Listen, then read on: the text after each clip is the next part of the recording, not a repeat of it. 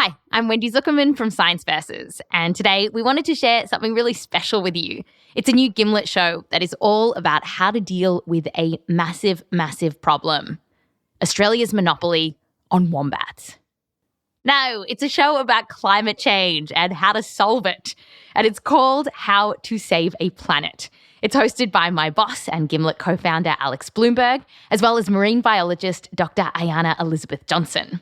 And even though this show is about, saving us from the apocalypse, it's actually full of giggles and fun and hope because it is focusing on solutions. And today we are sharing one of these quite hopeful episodes. It's about a place in the world that is starting to make real strides in action against climate change. Before we give the game away, I'm just going to hand this over to Ayana and Alex. And this is How to Save a Planet. Hello, I'm Alex Bloomberg. I'm Dr. Ayana Elizabeth Johnson. So today on the show, we're going to talk about this one really big idea about how to tackle climate change. It's a uniquely American idea. It was born here. It has its roots deep in American history. But it's not actually being put into action here in the United States. But it is happening in other parts of the world. A whole continent, in fact, is embracing this idea. And we have a reporter on that continent, it so happens, Rachel Waldholz. Hey, Rachel. Hey, guys. So you're a climate reporter. You've spent time in Alaska. You've been working in Germany for the last couple of years. And you're going to tell us the story of this uniquely American idea about how to save the planet that traveled across the Atlantic and took root far away from where it was born. Yeah, so actually the best way to tell this story is to start with the moment when this idea really took off in the US.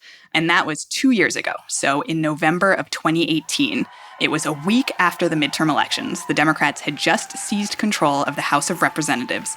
And the Sunrise Movement, which is this organization of youth climate activists, they staged a protest in the office of Nancy Pelosi.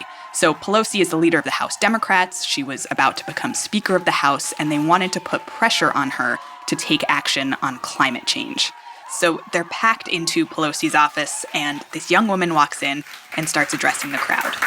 My name is Varshini Prakash. I'm one of the founders of Sunrise Movement, and we are building an army of young people to stop climate change and create good jobs for our generation. And the scene is just like a couple of dozen young people crammed into this pretty tiny office. They're wearing these black T-shirts with slogans on them, and a lot of them are carrying posters. They say 12 years or green jobs. 12 years, what's your plan? That one's my favorite. Like, what is your plan, politicians? And that 12 years part, that number comes from this UN climate report. The Intergovernmental Panel on Climate Change said that we need to reduce our greenhouse gas emissions by over 40% by 2030, or else we are in serious, irreversible climate change trouble. Right, and it's really interesting that there's sort of like level of precision at this protest. It's like 12 years is a very precise number. It's not a round number. It's not like they're waving around white papers or something, but it's like, it's noticeable.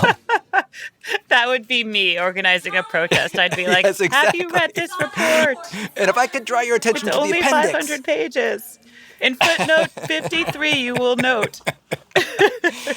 And also the other thing is sort of like, it's about the climate and it's about the environment, but they're also really focused on jobs. Yeah, if you look at the T-shirts, the first thing it says on the T-shirts is good jobs. It says good jobs and a livable future. I mean, they're really stressing that. Right. So it's like they're not decoupling environment from economics. They're sort of saying it's the same thing. Yeah, and they took that set of demands, that includes both climate action and good jobs, and they called it the Green New Deal. We're going to make our demands extremely crystal clear. We want Nancy Pelosi and Democratic leadership to back a program like a Green New Deal. Yes, we do. That's right. So the Green New Deal is the big idea that we were talking about at the beginning of this episode. Ding, ding, ding, ding. This uniquely American idea that has its roots deep in American history. Yeah, exactly. And Ayana, this moment in Nancy Pelosi's office, you saw this as it was happening, right? Yeah. I was blown away by this. And even though this general concept of a Green New Deal had been kind of floating around in the background in like nerdy and activist climate policy circles, this was the moment that Green New Deal became something that the entire country was talking about. Right, exactly. And what the Sunrise Movement was saying is essentially, we want a big national solution for climate change on par with what Franklin Roosevelt did to combat the Great Depression, right? The original New Deal in the 1930s, which was this massive package of federal programs aimed at putting Americans back to work. It included things like Social Security and bringing electricity to rural America. You know, it was huge. And so these young people in Pelosi's office, they're saying, we want and need something of a similar scale again now. We need a Green New Deal that would radically transform our economy and society at scale over the next 12 years in line with what science and justice demand. And so they staged this big protest. But the thing that made this protest go viral was this moment, which is when Alexandria Ocasio-Cortez joined the protesters to show her support. I just want to let you all know how proud I am of each and every single one of you for putting yourselves and your bodies and everything on the line. I remember this moment, and I was like, holy shit, she actually is on this side. Yeah, exactly. I mean, this is literally, it's a week after she's been elected. She hasn't been sworn in. She had just upset one of the most powerful Democrats in Congress in this primary. She's a darling of the left, but she wasn't yet associated with climate change in most people's minds. And she shows up in Nancy Pelosi's office, in her leadership's office. And it was really seen as bucking her own leadership. And it was seen as very brave, maybe a little foolhardy, and it got a ton of national attention. And that's what really catapulted this moment sort of onto the national stage. And you have to understand that at this point, the Green New Deal, it was still just an idea. It wasn't a piece of legislation. It wasn't a specific set of programs. But then in the weeks after this protest, Ocasio-Cortez teamed up with Senator Ed Markey of Massachusetts and a bunch of climate policy experts, and they got to work making this idea into something more concrete. And in February of 2019, so 3 months after the protests in Nancy Pelosi's office, Ocasio-Cortez and Markey introduced the Green New Deal resolution in Congress. Climate change and our environmental challenges are one of the biggest existential threats to our way of life, not just as a nation, but as a world. And so we're here to say that small, incremental policy solutions are not enough. And so what started as a list of demands in Nancy Pelosi's office is now like an official resolution that's being put forward by official members of Congress.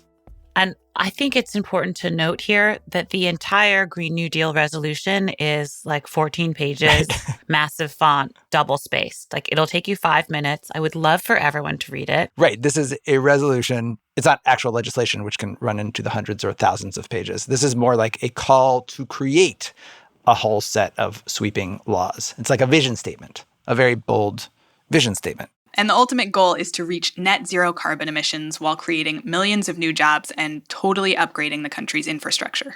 I mean, it says we need to get to 100% zero emissions power within 10 years. It says we need to upgrade all existing buildings in the U.S. to make them more energy efficient. It says we should have a job guarantee for all Americans. It says we should provide all Americans with quality health care and affordable housing. So it's big. It's a big vision. I remember reading this and I was like, man, they really went for it. Like, oh, wow. How is this going to go over? Well, and exactly to that point, there was immediate pushback, especially from Republican leaders. A lot of Democrats actually got behind the idea, including many of the candidates who eventually ran in the Democratic presidential primary. But President Trump, for instance, he tweeted that the Green New Deal would permanently eliminate all planes, cars, cows, oil, gas, and the military. Okay. And to be clear, does it eliminate all those things? No, it doesn't eliminate planes, cows, cars, or the military. It does call for us to transition off fossil fuels like oil and gas. And Republicans argue that that would essentially destroy the economy. So here is Senate Majority Leader Mitch McConnell speaking on the Senate floor. Right, one of the most powerful Republicans in Congress. Right, exactly. So my Democratic colleagues' brilliant new idea, their rallying cry, is snatching away the energy sources that middle-class families use shuttering the industries that provide many of those families with their livelihoods, changing the homes they live in, the cars they drive, and the healthcare plans they rely on. This is such a funny argument because it's like the cost-benefit analysis without talking about the benefit. It's just like, there will be costs and things will change, but without saying like, oh, wait, wouldn't it be nice not to just be spewing fossil fuels everywhere and have a livable climate and people had safe homes and jobs? It's also interesting if you listen to the words, like except for like a couple of like verbs, like he's saying snatching instead of transitioning away. But then he does say, which will change the cars they drive, the houses they live in, et cetera, which is just correct. Exactly what the proponents are saying too, is that like, yeah, we will change it and we need to, and that'll be better. Right. I mean, there is agreement that the Green New Deal would mean massive change for the economy and for society. You know, there's just disagreement on whether or not that's a good thing. Right. Exactly. And on conservative media, a lot of the reaction was just ridicule.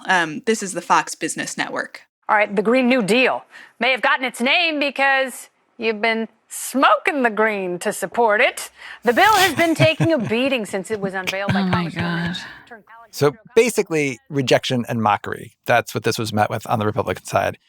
And I guess, explains why a year and a half later, we still do not have a Green New Deal in the United States.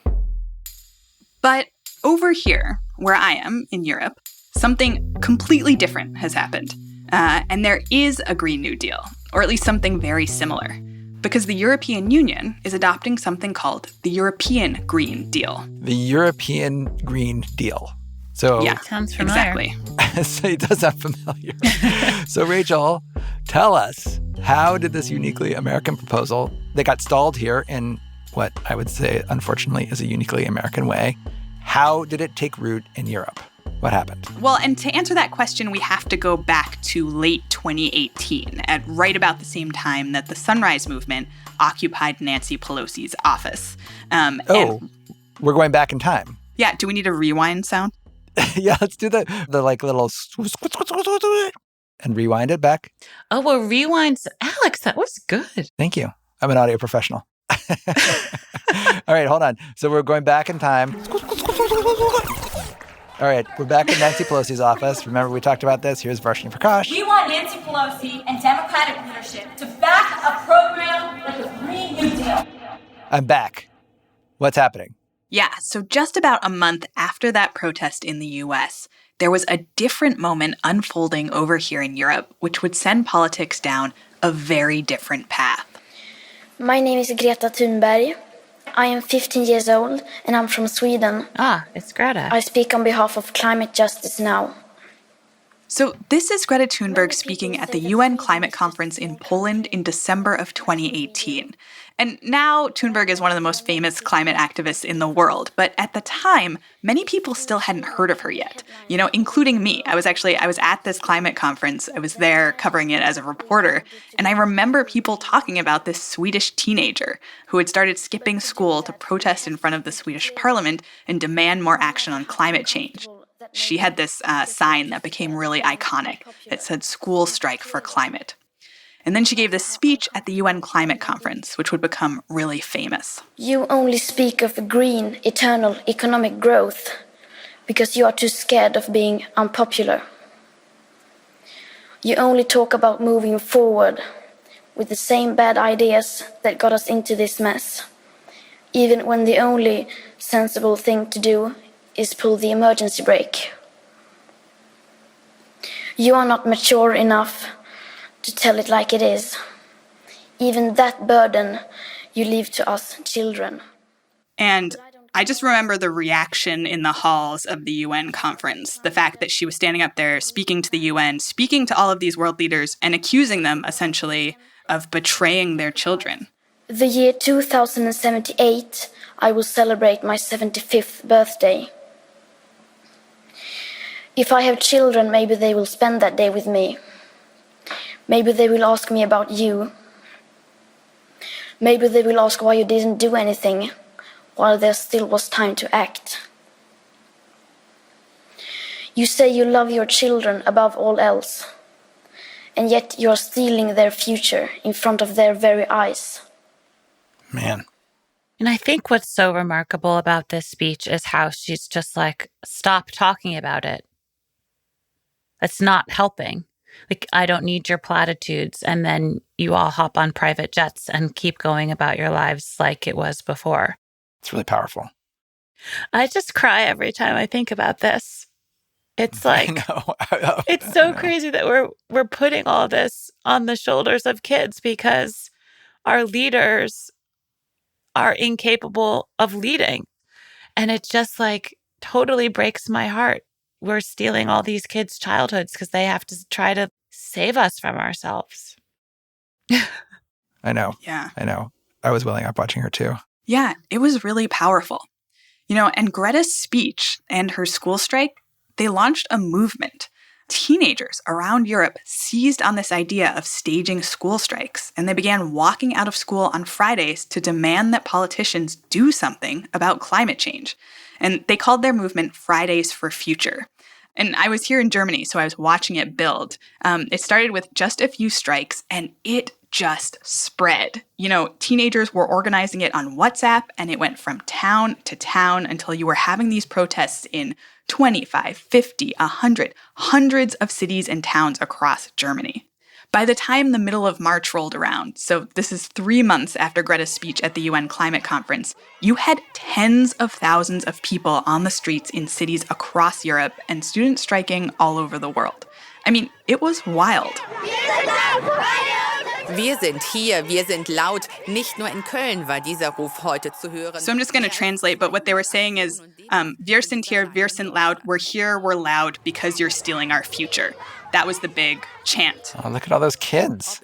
Yeah, they were school kids, right? It started with high school students, and then it was middle school students, and then it was elementary school students coming with their parents. And it was huge. And I just remembered this was a high school student that I talked to at that same protest. This is in March of 2019, and I asked why he had come out to the protest. We are all young people, and in Germany they say, oh, the young people are not interested in politics, and all our politicians are like 60. For example, Angela Merkel. So she's, I think, 63 and maybe dies in 20 years. Sorry for that, but so the future is it's not her future, it's our future, and we should fight for that. And yeah. I love Germans so much. Sorry for that. I know. She'll be dead in 20 years. Sorry for that. Yeah, and these protests, they changed the conversation in Europe. They definitely changed the conversation here in Germany. When I got here in the summer of 2018, all anybody could talk about was immigration. Like, that was the topic. And then these protests came along, and they just knocked immigration off the agenda. Suddenly there were like raging op-eds in German newspapers, like this raging debate over whether kids should be allowed to cut school or whether they should be punished for it. I learned the German word for cutting school, which is Schwänzen, and was like all over the nightly news every night. Schwänzen, yeah. Oh, okay. And all of this activity sort of culminated in this big moment in March of 2019 when Greta Thunberg came to Berlin for a rally at the Brandenburg Gate. This is this incredibly symbolic place in Berlin. Right, it's that iconic spot. It's where like Reagan was like, Mr. Gorbachev, tear down this wall. Exactly, yeah. And she's standing in front of it. She was joined on stage by young climate activists from all over Europe, from France and Denmark and Germany, and 25,000 people turned out to see them. And when this happened, it was now 2 months before the elections for the European Parliament, which happen every 5 years. And these activists, they basically issued a warning to European politicians to take climate change seriously or face being voted out of office. This is Luisa Neubauer. She's one of the most well-known climate activists here in Germany. Wir sagen heute laut und deutlich, Europa, wir kommen. We are saying, Europe, we are coming. We are going to make the European elections about the climate. We are not letting borders separate us. And we are not letting them steal our future. And I was standing there. I remember when she said that, when she said, Europe, we're coming. And it felt like this warning, like, watch out, we're coming for you. We're going to keep going until our politicians are acting and actually doing something about this crisis, which is stealing our future. Wow. I'm crying again.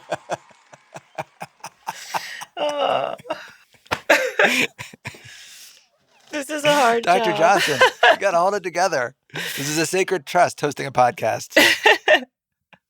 Well, and the thing that was really remarkable about this moment is they issued this warning that they were going to make the elections about climate. And then that is exactly what happened. A surprise surge for Green parties in the European Parliament elections. The European elections were held in May of 2019. And in those elections, Green parties in countries all over the European Union had historic showings. It was called the Green Wave. Well, to give you an idea, actually, of how stratospheric that growth was in Germany, this broadcaster plotting the trajectory of the Greens didn't leave enough room on their charts to give them this set of results. But, of course, it isn't just Germany where there's been this green wave. Europe Elects, they analysed data, and they've said this green wave appears to be sweeping across multiple European countries. So you can see that this was a political earthquake. That is crazy. That is crazy. Yeah. It's really hard. It's really, if only. I know this actually happened like last year, but it's really hard for me to think of it as anything other than sort of like this like fairy tale, just because it seems so far away from any standard politics that we've ever had in the United States. But how crazy is that? That it's so hard to imagine the fact that these European politicians have a climate plan and then get elected. Like, that should be normal. I know. It's like when you're in a bad relationship and all of a sudden you're like around people who are in a good relationship and you're like, wait, that's how it could be? No way. You could actually agree on things and be nice to each other. It's like an alternate reality of like where this idea got presented. And then instead of just like outright mockery and resistance, people were like, there's something here. Let's see what we can do. We probably should have sweeping legislation to prevent the climate apocalypse. That sounds like a reasonable thing to do. Yeah. I mean, I will say watching this as an American living in Germany, it blew my mind. I mean, the fact that you could have massive protests in the streets led by children that then led to an electoral earthquake. And then immediately politicians responded to that. It was just wild to watch. It didn't seem like something that would be possible in the States. And these elections, this green wave that swept through Europe, it really mattered. What it led to, that's coming up after the break.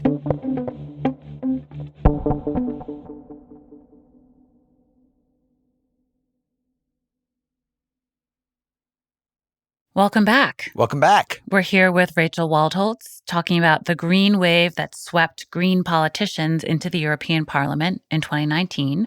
And Rachel, you were just about to tell us how those elections had a huge impact on how Europe would deal with climate change. Yeah, and the impact of that green wave became really clear when the new head of the European Commission was chosen in the wake of those elections. And the European Commission, that's like the governing body of the EU? Yeah, it's the executive branch of the European Union. Ladies and gentlemen, welcome to all of you. The President of the Commission will now make a statement. So this new head of the European Commission, who's about to make a statement, her name is Ursula von der Leyen. She's a German politician. She's a conservative. She comes from Chancellor Angela Merkel's party. And she's a former defense minister in Germany. You know, she's not someone who was really associated with climate change before this. But her trademark plan as the new head of the Commission is a European Green Deal. And I just want to, that's what they're calling it, European Green Deal, like deal in English? Or is she like using the German word for deal? Or the French or Italian word, I guess? Yeah, no. Everyone here just calls it the Green Deal in English, whatever language they're speaking. That's what it's called. So it's like French, Green Deal, French, or whatever. Yeah. Uh-huh. It's at least nodding at the American idea, for sure. So anyway, this is the press conference last December when von der Leyen presented her plan, and this was almost exactly 1 year after Greta Thunberg's speech at the UN. Our goal is to reconcile the economy with our planet, to reconcile the way we produce, the way we consume with our planet, and to make it work for our people. Therefore, the European Green Deal is on one hand about cutting emissions, but on the other hand about creating jobs and boosting innovation. It's sort of essentially good jobs and a livable future, which is what the Sunrise Movement was saying in Nancy Pelosi's office. Did she steal Varshini's speech? That's amazing. I'm convinced that the old growth model that is based on fossil fuels and pollution is out of date, and it is out of touch with our planet. The European Green Deal is our new growth strategy. And this is the German version of like the Republican Party. Yeah, this is Angela Merkel's party. It's the Conservatives. Amazing. Right. And the European Green Deal, basically it proposes two things. So first, it says the EU will commit to becoming entirely carbon neutral by 2050. And that's big. You know, that target would be legally binding. So every member state and every business in the EU would have to figure out how to meet it. You know, the EU taken together is the third largest greenhouse gas emitter in the world after China and the US. So that would be really significant. But it doesn't just set the target, it also proposes a ton of new policies and investments to help industries and communities make the transition. So there's like a farm to fork strategy to remake European agriculture. There's a just transition fund to help regions that are really dependent on fossil fuels. And this is the vision that von der Leyen was rolling out. I'm into it. This sounds great. Let's have this. Yeah, so she said that, but saying it and doing it are obviously two completely different things. So will the EU actually spend the money to do all the things that are called for in this proposal? When von der Leyen proposed this, that was definitely an open question. But then something happened this spring that pushed all of this closer to reality. And that is the coronavirus pandemic. And at first glance, you might think that the coronavirus would be terrible for climate policy, right? Like there's a huge global pandemic. It's sucking up resources. It's causing a massive financial crisis. You could expect climate policy to fall off the agenda. And at first, it really looked like that might happen. Instead, what happened is this. Next, the German Chancellor and the French President are now giving a joint speech about their EU action plan to tackle the effects of COVID-19. Let's take a listen. So in May, Chancellor Angela Merkel of Germany and French President Emmanuel Macron gave this joint press conference to address the EU response to the coronavirus. And basically, they gave their blessing for the EU to borrow a ton of money and spend a ton of money to rebuild the bloc's economy, like a big stimulus and recovery package. And what's key here is that they say, essentially, a big chunk of that money we're spending, we should spend it on stuff outlined in the European Green Deal. The European Green Deal is our roadmap. It should guide our spending. And here's Macron. Notre message est simple. Le Green Deal, cette transformation verte de notre économie, ne doit pas être remise en cause. Elle doit être accélérée. And von der Leyen really stressed that green stimulus angle when she proposed the EU rescue package in May. We need to press fast forward towards a green, a digital, and a resilient future, because this is the future of Europe's next generation. This generation that is globally connected and feels responsible for our world. So that is Ursula von der Leyen sort of laying out the EU's plan for recovery from the coronavirus. Who in my head I'm calling the Mitch McConnell of the European Union. I'm not sure she'd appreciate that. This is the Mitch McConnell of Europe calling for a complete overhaul of the economy to get rid of greenhouse gases. Yeah, exactly. But before we say Europe has it all figured out, there are a couple big caveats here. Caveats. There's always caveats. It's harder than we thought it was going to be. Is that the lesson here? Surprise, surprise. Yeah. You know, the EU is really big and complicated. It is 27 member states stretching from Ireland to Romania. And this whole idea of the European Green Deal, it is still in its very early stages. So as of now, all the member states have agreed to the target of going carbon neutral by 2050, except Poland, which is sort of half agreed. But it hasn't been formally passed into EU law yet. And the stimulus package we just talked about, the details are still being hammered out. So advocates say the devil is really in the details, you know, how that money actually gets spent on the ground in member states. And I should add that lots of climate activists here in Europe say that all of this is still nowhere near good enough. What do they think is missing? Is it just the timeline? Yeah, they say the EU just needs to move faster. So in late August, which was exactly 2 years after Greta Thunberg's first climate strike, she and Luisa Neubauer met with Chancellor Merkel in Berlin. And they told her that the EU has to go carbon neutral sooner, faster than that 2050 deadline in the plan, in order to keep warming below 1.5 degrees Celsius. That's the threshold scientists say could prevent some of the worst impacts of climate change. So this is Neubauer. We believe there's a bit of a misunderstanding of what we're asking for, which is not what we like or what our opinions are, but what we see needs to be done according to the science. I love that she's like, I'm sorry, that is just not good enough. Try again. That is not enough of an emission reduction on a fast enough timeline to meet the scientific recommendations for preventing runaway climate change. Yeah, totally. I mean, and it is fascinating for me sort of listening to these debates as an American because, you know, from where climate activists are sitting, you're like, yes, well, if that is our goal, if 1.5 degrees Celsius is the goal, we're not moving fast enough. But, you know, from where we're standing now, the goals laid out in the European Green Deal seem incredibly ambitious. And as an American looking at where the US is now, it seems like unfathomably ambitious. So it's sort of interesting to keep all those perspectives in your head at once. Mm-hmm. Yeah, what's actually needed, what's politically feasible in Europe, what's politically feasible in America.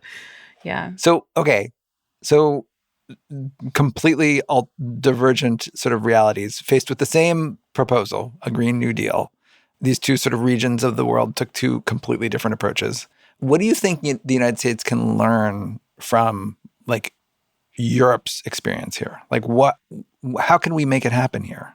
Yeah, you know, and I asked experts exactly that, you know, like what is the difference between the EU and the US and what can we learn from them? The major difference that explains everything, I would say, is, who's championing this project? This is Thomas Pellerin-Carlin. He's a researcher at the Jacques Delors Institute in Paris. And Pellerin-Carlin says it's a really big deal that it's the conservatives in Europe that have introduced this plan. You know, it's not a one-party issue here. Most political parties in Europe agree on the need for climate action. They might disagree on how fast it should go, but climate change itself just isn't as divisive an issue as in the US. The Fridays for Future protests accelerated things, but there was already really broad public support. You know, a recent survey found that more than 90% of EU citizens support the goal of going carbon neutral by 2050. Wow, 90%. What I would give. This is such a prime example of how policy change actually follows the cultural change. Yes. Like what people expect. The status quo has to shift because politicians actually aren't leading in a lot of senses. They're following what the public opinion is. You see the politics follow social movements. You don't see them ahead. Yeah. And so this is, it really shows the power of young people in the streets. Yeah. And Pellerin-Carlin said, you know, the EU shows that it takes a really broad coalition to push for climate policy. The moment when I will be optimistic about the US climate policy will be the moment when even the Republicans are having, you know, their own version of what a climate policy would look like. Because, I mean, if you want to fight climate change, really you need to ensure that the other political family that will win the elections, you know, at some point in the next 30 years, will at the very least not roll back the climate policy. And ideally that will continue to push for climate policy, but, you know, climate policy the Republican way. I do feel like that is the thing that I've been craving, is for this not to be a stupid fight about it's not happening or it is happening, and to actually have it be a fight about like, what should we do about it? Should we have a future? Yes or no? And how? How do you feel hearing this sort of like alternate history of the Green New Deal in Europe, Ayanna? I mean, America will just break your heart, won't it? But at the same time, like, I have no sympathy for the politicians who won't deal with the facts of what we have to face. But I do have a lot of sympathy for, you know, Americans who are not sure what their future looks like if we deal with it, right? Mm-hmm. This is a huge transition, this like massive transformation that we're talking about. And I get that the Green New Deal sounds scary, because we can't yet concretely see what the future would hold. And I think until we can help people see that there is a future that has a place for them where we can all thrive, then I totally understand why that resistance is there. So I think that's part of what we're trying to do. That's part of the greater work that needs doing, is showing people what the future could look like if we actually get it right. Yeah. It'll be really interesting to see what that starts to look like, because it sounds like Europe hopefully is on a little bit of a head start in building that future. And so we'll be able to see as that starts to happen. Europe, how that we are looks. watching. We are ready to learn lessons if there are lessons to be learned.